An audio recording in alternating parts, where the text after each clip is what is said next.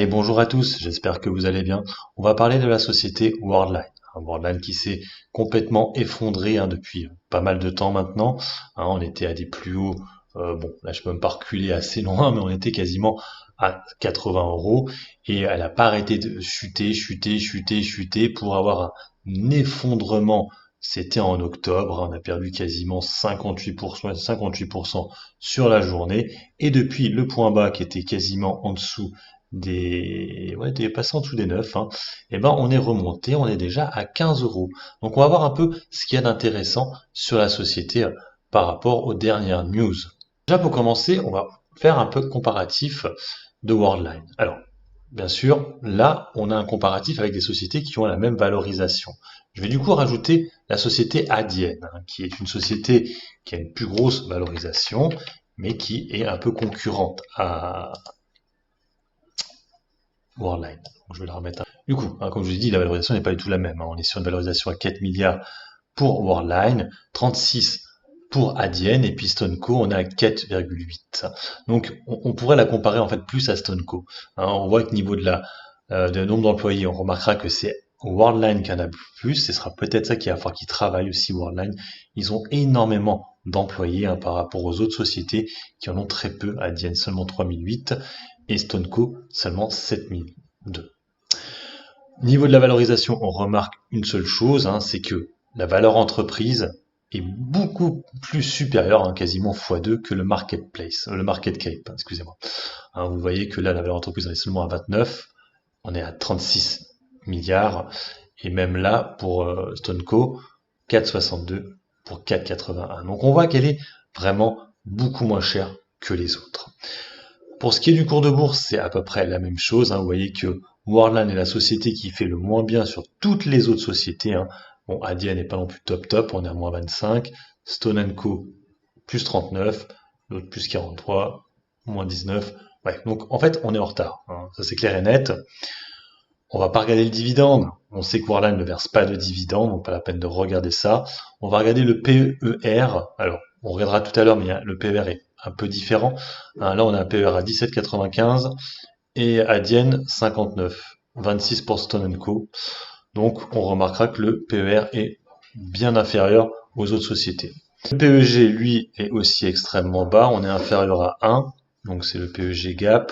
On voit que les autres sociétés sont bien supérieures. 23,94, Stone elle est à 0,20, non, il n'y en a même pas communiqué. Donc, on voit que elle est bon prix. Je rappelle que le PEG, c'est la croissance des bénéfices par rapport à la valorisation sur les années à venir. Donc on voit qu'on est vraiment très bon. Le price to book, c'est une société qui est value, ce qui n'est pas le cas des autres, qui sont aucune value. Là on est à 0,45, ça veut dire qu'on est inférieur à 1. Donc Worldline est bien une société value. Pour ce qui est des marges, on voit qu'elle a quand même des bonnes marges, 66%. Beaucoup de gens me disent qu'elle n'a pas des bonnes marges. On voit que le bit en margin, on est à 18, le bit TDA 18,24, on remarquera qu'Adyen fait moins bien. On est à 10 et 11, Stone & Co effectivement fait mieux. Concernant les revenus, la société, Worldline fait 5 milliards, bon, on verra tout à l'heure que c'est pas vraiment 5 milliards, c'est un peu moins, 4 milliards à peu près, Adyen 6 milliards 3 et Stone & Co 2. Donc là aussi, on voit que au vu de la valorisation, on est un peu en retard sur Worldline. Concernant la chute des moins 50%, c'était en fait l'avertissement sur les derniers résultats. Vous voyez, donc 50% après l'annonce du chiffre d'affaires du troisième trimestre et avertissement pour les résultats 2023. Le groupe a annoncé des objectifs fortement abaissés. C'est ça qui n'a pas plu au marché. On est sur une hausse seulement plus de 6 à 7%, alors qu'avant on était bien supérieur. On a vu tout à l'heure avec les marges la progression sur ce que je vous ai montré, je sais plus si on l'a vu tout à l'heure, celle-là, vous voyez, on n'est plus qu'à 8%, 7 à 8%, elles ont même été abaissées, alors que les autres sociétés, on est sur 23, 40, 53. Donc c'est ça qui pose problème, c'est que par rapport aux autres sociétés du secteur, la croissance est beaucoup moins forte. Donc vous voyez, du coup, c'est encore vu à la baisse, 6 à 7 et des marges de BTO, de l'ordre de 150 points de baisse. Donc ça fait à peu près 15% de baisse. Le chiffre d'affaires du troisième trimestre est à 1,1 milliard de dollars, donc alors qu'il était à 1,2 milliard l'année dernière. Et c'est pour ça que bon, je pense pas qu'elle fera les chiffres qui étaient indiqués tout à l'heure. Sur les 9 premiers mois de l'année, on a 3,4 milliards. Donc en rajoutant à peu près 1 milliard, ça fera 4,5 milliards sur l'année.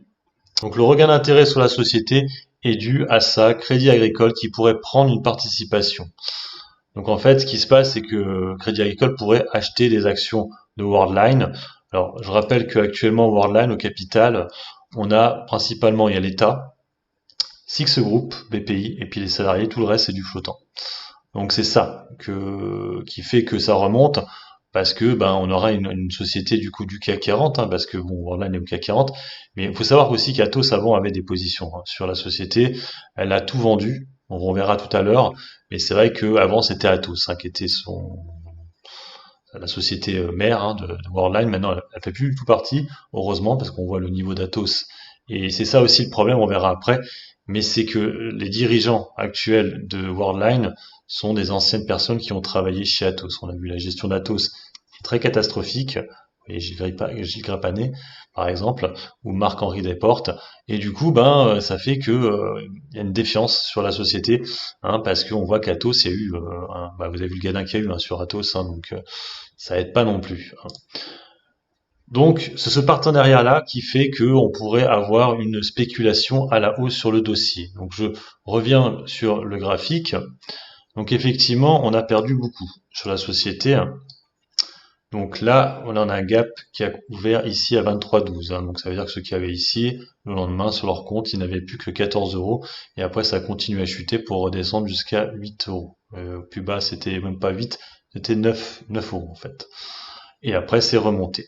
Donc on pourrait essayer de jouer un retour pour combler ce gap-là, donc qui est ici, à 23 euros, qui ferait une hausse de 53%. Bon, ça mettrait un peu de temps. Après, par rapport à Atos, ce que je disais tout à l'heure, c'est ça. Ce qui est assez étonnant sur Atos, c'est qu'ils ont vendu assez rapidement leur reste de Worldline. Donc c'était en juillet 2022. Donc c'était par ici qu'ils avaient vendu. À l'époque, j'avais trouvé ça extrêmement bas. J'ai dit pourquoi ils vendent à ces niveaux-là, étant donné qu'on était 34 euros, on n'était jamais vraiment redescendu en dessous. Et après, effectivement, ils s'étaient trompés parce qu'on était remonté jusqu'à 48. Et ben maintenant, on comprend peut-être pourquoi ils avaient vendu. Donc, on a l'impression qu'ils étaient peut-être au courant, qu'il y avait peut-être des soucis et qu'ils savaient que ça allait certainement s'effondrer à un moment donné. Donc, bref, tout ça pour dire que là, actuellement, sur Worldline, il y a la spéculation sur la société Crédit Agricole qui rentrerait au capital. Comme je vous l'ai dit tout à l'heure, c'est une société qui est value. On va aller voir une dernière chose, ce sont les comptes. Donc, 4 milliards de chiffre d'affaires pour une valorisation à 4 milliards, donc on est dans les règles. C'est une société dont le compte de résultat a toujours été positif, sauf en 2021. C'est une société qui ne verse pas de dividendes de toute façon, c'est l'une des seules du CAC. Et quand on voit les capitaux propres qui sont à 10 milliards d'euros, quand on voit la dette long terme, non courante, qui est seulement à 3,4 milliards d'euros, on voit qu'elle est pas trop endettée finalement. Elle a des provisions mais pas extraordinaires, donc il n'y a pas grand chose qui pose problème à la société au niveau des fondamentaux. La seule chose, ce sont les marges qui sont un petit peu moins bonnes que ses concurrents, mais ça n'explique pas l'effondrement et le PER aussi bas, estimé en 2023 à 7,41. Dernière petite chose aussi, pour les transactions, on voit qu'il y a eu des achats malgré la baisse. Donc Bernard Bourigaud, bon lui il a l'habitude d'acheter des actions, mais on a Marc-Henri Desportes qui a acheté, alors plus ça faisait longtemps qu'il n'avait pas acheté. Autre question qu'on pourrait se poser, Gilles Grapinet était-il au courant? Parce qu'il avait vendu pour 1 million d'actions à 42,66 €, donc finalement quasiment très haut, en août 2022, et il n'a pas racheté depuis. Donc, est-ce qu'il était au courant que les résultats allaient décevoir et qu'il s'est débarrassé d'une partie des actions? Bon, c'est une question, on n'a pas la réponse, mais il n'a pas racheté depuis, et il a juste vendu là, et c'est vrai que le niveau est quand même pas mal. Et les autres, justement, Bernard Bourigaud, lui, a continué à acheter, il a jamais vendu. Il fait un espèce de DCA dessus, sur Worldline. Dernière petite chose concernant aussi la VAD, on voit qu'on a seulement 0,50 de VAD sur la société, Marshall Ways, donc on est à peu près sur une VAD équivalente à celle d'Adyen, donc c'est pas une société extrêmement vadée, malgré la grosse chute qu'elle a connue, donc on voit que les hedge funds ne voient pas vraiment sur les fondamentaux qu'est-ce qui ferait pour la vader plus. Donc ça aussi c'est une bonne nouvelle. Donc est-ce que ça vaut le coup d'acheter actuellement? Sur du long terme, j'ai envie de vous dire oui, parce que c'est sûr que d'ici 4-5 ans, on sera beaucoup plus haut que là, il y a de grandes chances. Sur du court terme, bon, il y a de la spéculation sur Crédit Agricole, si ce n'est pas le cas, si c'est que des bruits de couloir pour l'instant. On le sait, avec Atos, il y a souvent aussi des bruits de couloir, et finalement ça ne se fait pas.